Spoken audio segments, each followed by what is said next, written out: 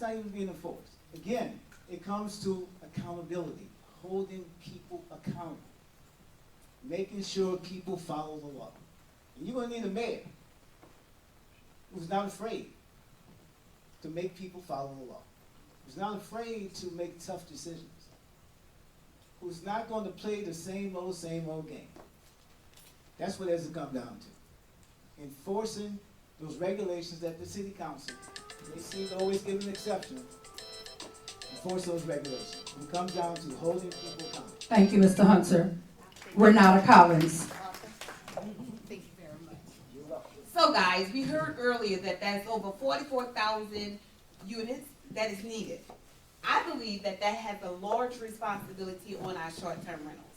As the mayor of New Orleans, I would love to work with the council so that we can have a designated area that's the only place where short-term rentals will be taken care of. And that we get rid of Airbnb and we capitalize on it by white labeling it and it be a brand organization by us. My goal is to put that area in the New Orleans East area by the Jazz Land. And that way we will reduce crime, we will have safer neighborhoods, and we will be able to give people an ability to live in the community versus having people coming in and out of our communities with short-term rentals. Thank you. Thank you. Eileen Carter.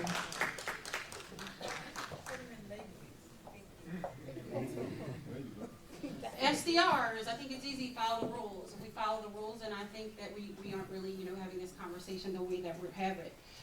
Just like the other gentleman said, it's really more of a council issue, and so we have some input, but it is something that the council will take up. Right. But we can kind of rub the issue in and bring your ideas to the table, but just like you said, your neighbor who needs to rent out the house, that's a different conversation than somebody buying up 100 units in the neighborhood. I worked for HRI for 5 years, and I did compliance, and I did lease up for American Can, and I did lease up for River Garden. So I understand some of these intricacies, and I really believe that working together, we can find a happy medium for our residents so that we can all put a little money in our pockets and succeed.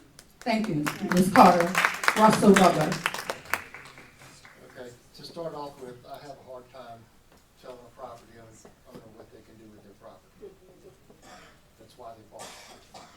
But the answer to this goes back to the same thing as the affordable housing. The STRs are pushing it's pushing the rents up. We need more houses.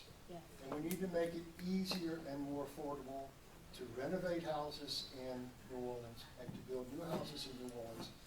And the city also needs a faster and more streamlined way of dealing with the code violation houses that are just sitting there for years with $20,000, $30,000 worth of code violations on them. Those houses need to be put on the market and renovated so that we have more houses in New Orleans to bring the rents down. That's just one way to do it. Thank you, Mr. Butler. Frank Sturlock. I'm going to make a big statement here because I believe we need to make some radical changes. This city, short-term rental, capitalism is what our country was built on. We all are capitalists. Who we work for, how much we accept. We all have to hustle. Some of us have rented out those rooms. Look at all the Uber drivers out there. But let me tell you what, it goes back to New Orleans East. Under my administration, I'll make it real simple. Within the first act we're going to sign is a 50% reduction in property tax in District E. Now, there's a big caveat. Also, we're going to enforce all the blights, all the cleanup, and within 18 months, if they're not up to code, the city's going to step in and they'll take it out of their hands. It's that simple. New Orleans East is our biggest district. It is. We owe it. From Six Flags all the way to the Twin Span, that is 9 miles. New Orleans East, Six Flags.